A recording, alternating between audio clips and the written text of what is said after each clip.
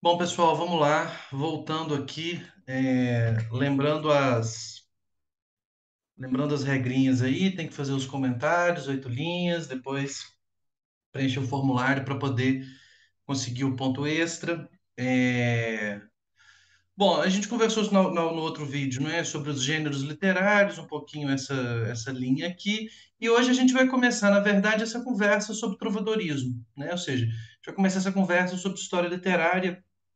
Essa conversa ela é muito importante, mesmo para vocês entenderem e terem contexto depois para o que vai acontecer, ok?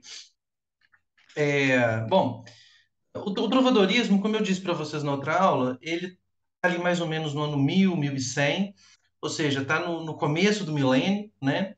É, talvez a grande coisa do trovadorismo, o grande marco, né, que vai diferenciar o trovadorismo e que vai diferenciar essa literatura produzida a partir do ano 1000, 1100 da literatura que se produzia antes, é esse segundo tópico aqui, né? Ou seja, é produção nas línguas vulgares europeias, ok? A produção literária escrita do Ocidente durante é, o período grego e romano se dava em grego e latim, não é? A grande literatura da antiguidade está toda em grego e latim.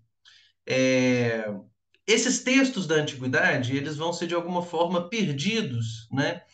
Não vão ser totalmente perdidos, mas eles vão deixar de... Você tem uma ruptura com a queda do Império Romano que faz com que esses textos não sejam mais tão lidos, né? E aí começa-se o desenvolvimento daquilo que a gente vai chamar de latim medieval, né? O latim eclesiástico, vamos dizer assim. E a produção literária da Idade Média, da Baixa Idade Média, até o ano 1000, é uma produção em latim eclesiástico. Você tem uma série de teatro, poesia religiosa, você tem muita coisa sendo escrita e sendo produzida em latim medieval.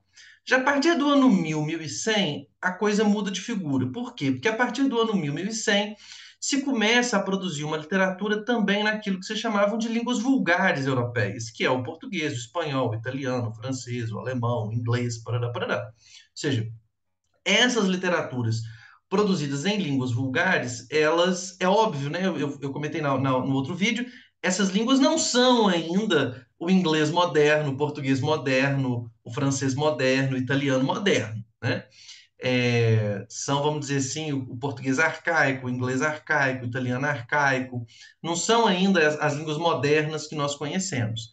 Mas já se começa uma produção literária nessas línguas que as pessoas falam, porque isso é uma coisa muito interessante da produção medieval, né? Ou seja, as pessoas elas falam as línguas vulgares, ou seja, a vulgar aqui no sentido de a língua que o povo fala, as pessoas falam essas línguas no seu dia a dia, no seu cotidiano, mas na hora que você vai escrever literatura, na hora que você vai escrever uma peça de teatro, na hora que você vai escrever um poema, na hora que você vai escrever alguma coisa, você escreve numa outra língua, né? Que é também a língua da filosofia medieval, ou seja, é, é, os grandes autores da filosofia medieval vão todos eles escrever em latim medieval. Ou seja, Santo Agostinho, São Tomás de Aquino, São Bernardo de Claraval, os grandes teólogos medievais, eles vão escrever majoritariamente em latim medieval. Você tem também a produção no grego, né? Ou seja, o grego que sobrevive no Império Romano do Oriente, é meio que a língua oficial ali, mas no campo da Europa Ocidental, se escreve em latim medieval. E a partir do ano 1100 a gente falou assim, não, peraí, vamos começar também a escrever nas línguas que a gente fala, não é? Vamos começar a escrever em italiano, em francês, espanhol, em inglês, em português. Por que que se começa a fazer isso, né? Por causa desse primeiro tópico aqui, ou seja, se começa a produzir uma literatura oral para entreter os homens e as mulheres da nobreza.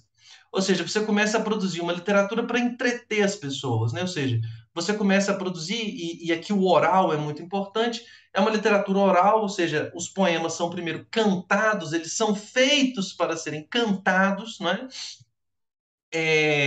E aí, para entreter as pessoas, eu preciso escrever na língua que as pessoas estão falando. Então, eu começo a escrever esses textos nessa língua e, basicamente, uma literatura de nobreza. É importante que se diga isso também, né? Ou seja, é uma literatura oral para entreter a nobreza. tá? Portanto, escrito na língua que a nobreza fala.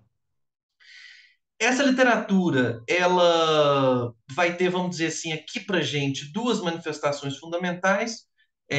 A primeira delas é a poesia trovadoresca, e a segunda delas é a novela de cavalaria, né? Tanto a poesia trovadoresca quanto a novela de cavalaria escritas em língua vulgar, escrita na língua das pessoas, tá? Que as pessoas falam. É, Nessa literatura, tanto no campo da poesia quanto no campo da novela de cavalaria, a gente vai ter algumas coisas. Então, a primeira delas é essa redefinição do papel dos cavaleiros nas cortes, né? O trovadorismo é exatamente esse momento em que a imagem do cavaleiro, né, o cavaleiro medieval, vai surgir, ok? É, Isso, obviamente, não é uma informação histórica, não é?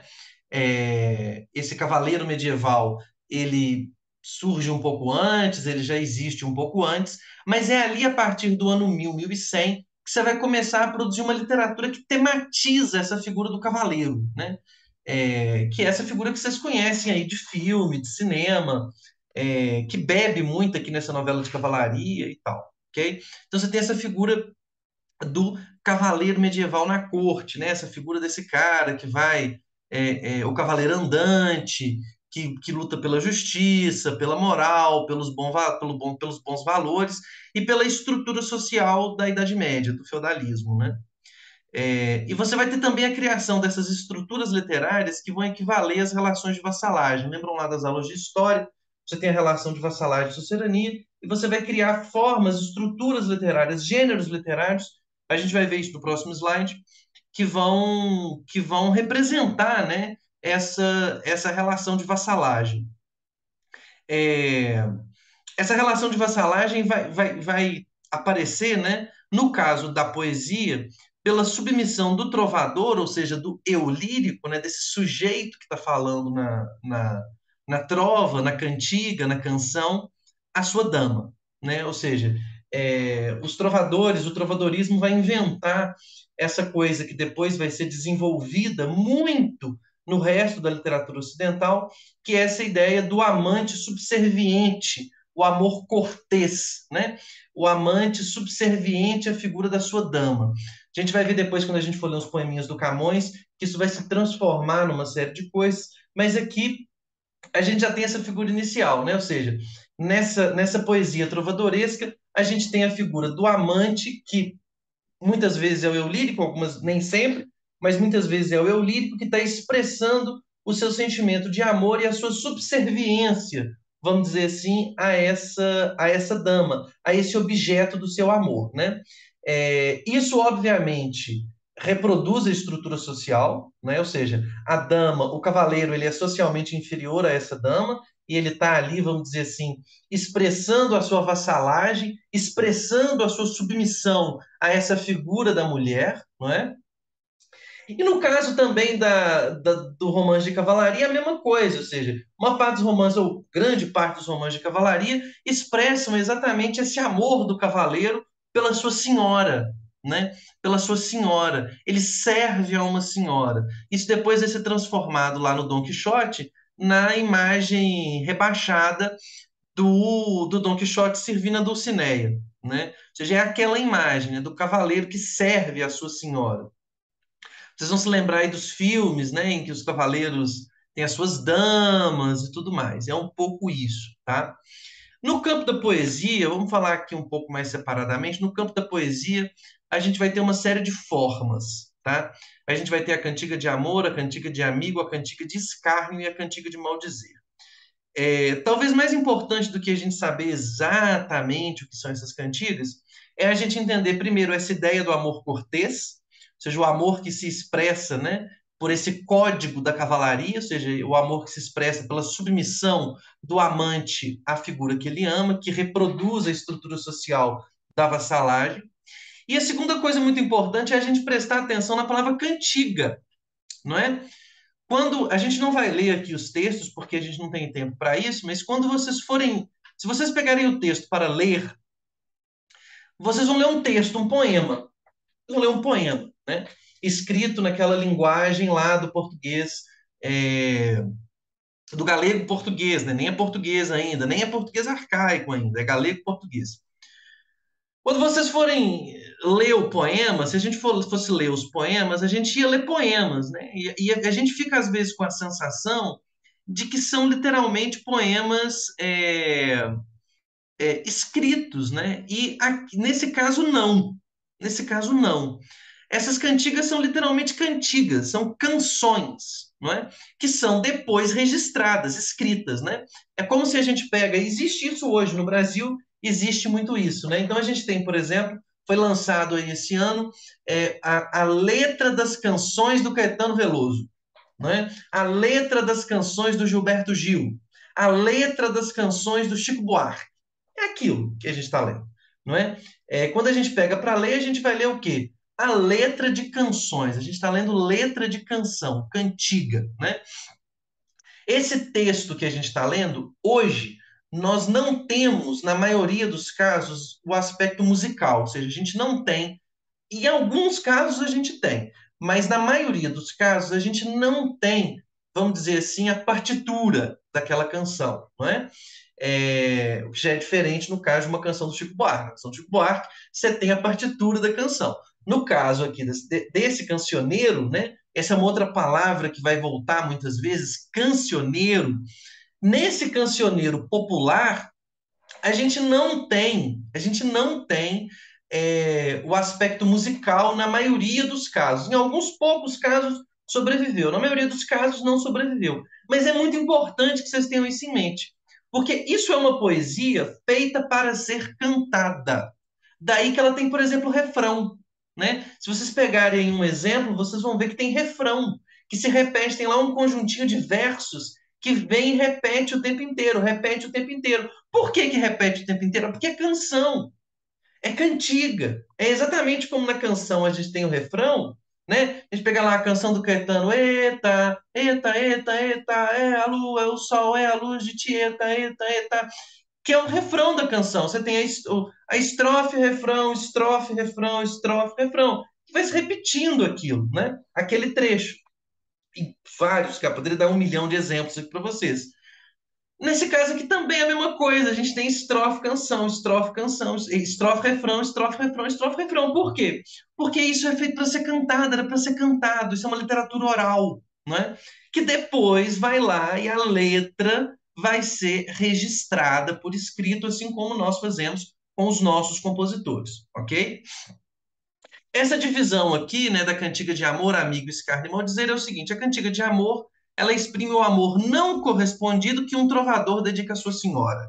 É o caso tradicional, né, o caso tradicional dessa relação de vassalagem. Ou seja, o trovador, o cantor, ele expressa o seu sentimento, o seu amor. Esse amor necessariamente não é correspondido, esse amor não vai ser correspondido pela sua senhora. Ele vai falar da beleza dela, do sofrimento dele e como que ela é uma figura superior a ele. Ele vai entregar ali a sua vassalagem, vamos dizer assim. Na cantiga de amigo, a gente tem uma relação amorosa concreta, ou seja, não é mais um amor não correspondido, é um amor que existe, é uma relação que existe e que vai acontecer dessa vez entre pessoas simples que vivem no campo. Isso é uma diferença, né? Ou seja, no caso da cantiga de amor, a gente tem o caso clássico, né? A nobreza. No caso da cantiga de amigo, a gente tem essa expressão desse amor popular, né? Do povo simples, do povo que mora no campo e que vai expressar o seu sentimento de amor ali por uma relação que existe, portanto, um amor correspondido, né? O tema central dessas canções é sempre a saudade, né? Ou seja, essas canções elas são assim: ah, eu te amo, mas você não está aqui. A gente se ama, a gente está junto, mas você não está aqui. Você teve que sair por algum motivo, né?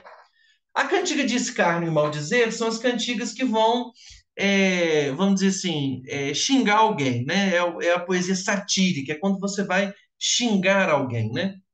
Você vai criticar alguém ou alguma coisa.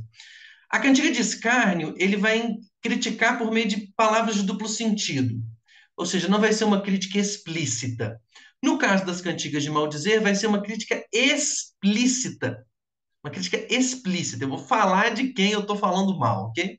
Vou xingar muitas vezes com o palavreado chulo, com palavrão, da época, obviamente, né, gente?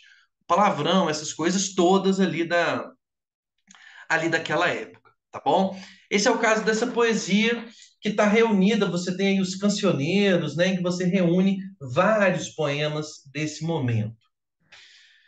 No caso das novelas de cavalaria, se trata de narrativas longas, normalmente muito longas, que primeiro são feitas em versos e depois são feitas em prosa. E aqui começa aquela transição que eu falei para vocês, do verso para a prosa.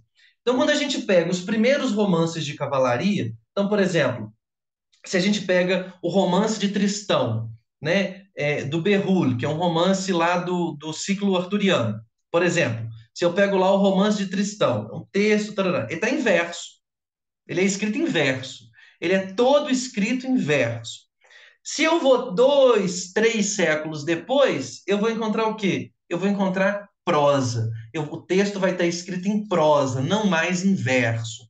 É nessa transição aqui que vai se consolidar aquilo que vai ser o desenvolvimento do romance moderno, ok? Então, se a gente pensar, por exemplo, o grande romance de cavalaria português escrito em língua portuguesa, o Palmeirim de Inglaterra, prosa, está escrito em prosa. O Amadís de Gaula, que é o grande romance com quem o Cervantes vai brigar lá, está escrito também como? Em prosa, ok?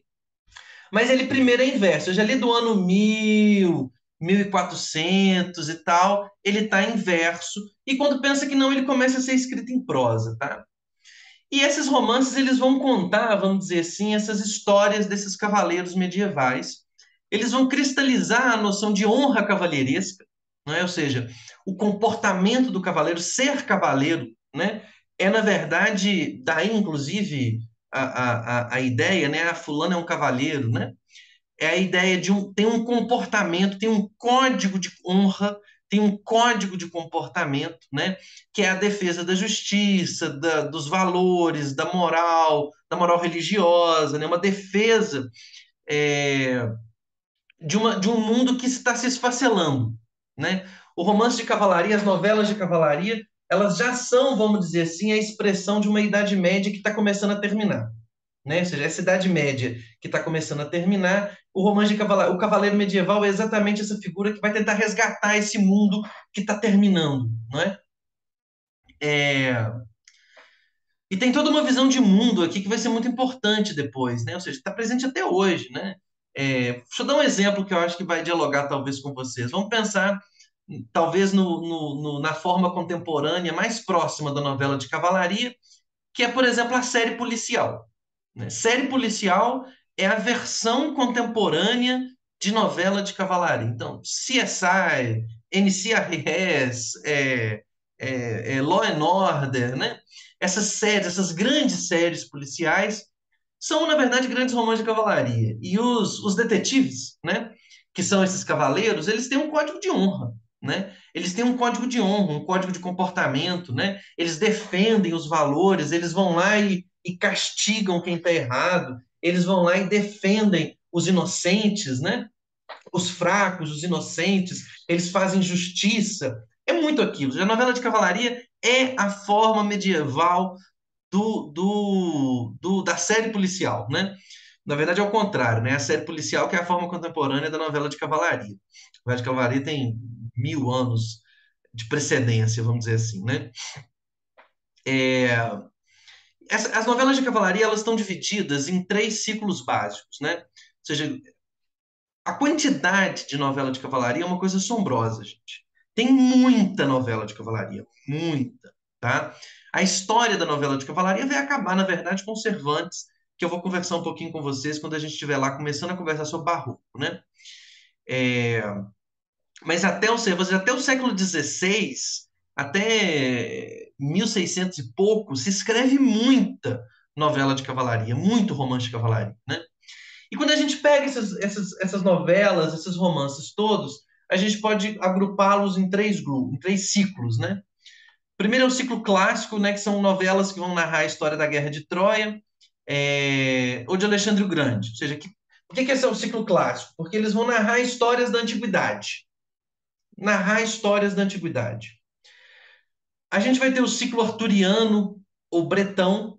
Esse é muito importante também. Tem todo um cinema produzido em torno disso, que são as histórias que vão envolver o Rei Arthur e os Cavaleiros da Távola Redonda. Todos os filmes que vocês já assistiram sobre Rei Arthur e os Cavaleiros da Távola Redonda têm a ver com esse ciclo, né? Que vão contar essa história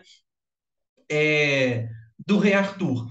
Tem uma série de outras histórias juntos, né? Ou seja, tem vários núcleos temáticos. Por exemplo, a história de Percival é uma história que está ali. A história de Tristão e Isolda também, que vai ter um desenvolvimento muito grande, até chegar, por exemplo, na grande ópera do Wagner, lá no século XIX, Tristão e Isolda.